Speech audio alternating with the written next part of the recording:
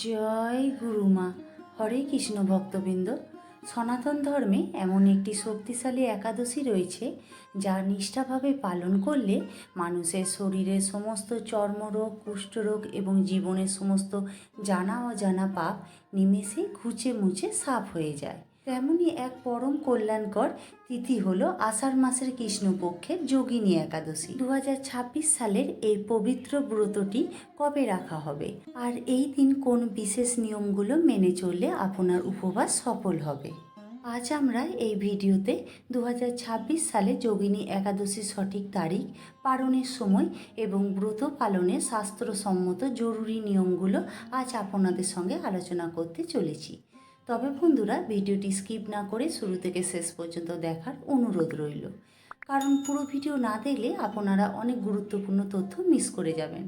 তো চলুন বন্ধুরা, আর দেরি না করে শ্রীকথা চ্যানেলের আজকের যোগিনী একাদশী স্পেশাল এপিসোডটি শুরু করা যাক। বন্ধুরা, সবার প্রথমে যোগিনী একাদশীর সময়সূচি কী হতে চলেছে চলুন তা জেনে নিই। বাংলা পঞ্জিকা ক্যালেন্ডার অনুসারে আষাঢ় মাসের এই একাদশী তিথিটি শুরু হচ্ছে 24শে আষাঢ় বৃহস্পতিবার রাত 3:55 এবং একাদশী তিথি শেষ হবে 25শে আষাঢ় শুক্রবার রাত 1:42 উদয়া তিথি অনুসারে আমরা সবাই 25শে আষাঢ় শুক্রবার মূল একাদশী উপবাস ব্রতটি পালন করব। আর সবচেয়ে গুরুত্বপূর্ণ অংশ, পালনের শুভ সময়। উপবাস ভাঙার বা পালন করার সঠিক সময় হল 26শে আষাঢ় শনিবার পূর্বাহ্ন 9:29 মধ্যে একাদশী পালন করে নিতে হবে। বন্ধুরা, একাদশী ব্রত সফল করতে হলে দিনের শুরুটা করতে হবে ব্রহ্ম মুহূর্তে।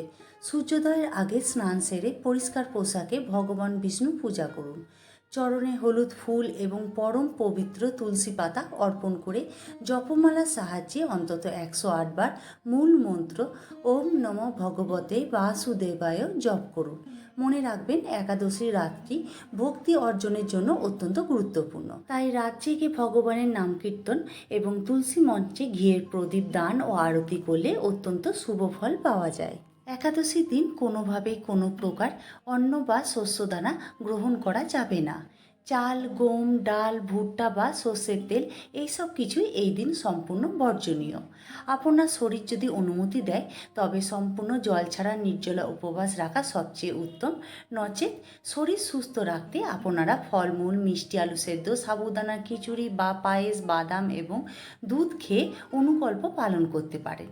তবে মনে রাখবেন, রান্নায় সাধারণ তেলের বদলে পরিষ্কার খাঁটি ঘি অথবা সূর্যমুখী তেল ব্যবহার করতে হবে এবং দশমী তিথি থেকে নিরামিষ আহার গ্রহণ করে সংযম শুরু করতে হবে। তাহলে আর দেরি কেন?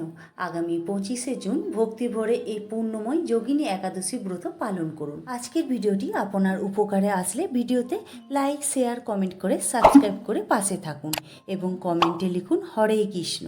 দেখা হবে আগামী ভিডিওতে। সবাই ভালো থাকুন, সুস্থ থাকুন। ধন্যবাদ।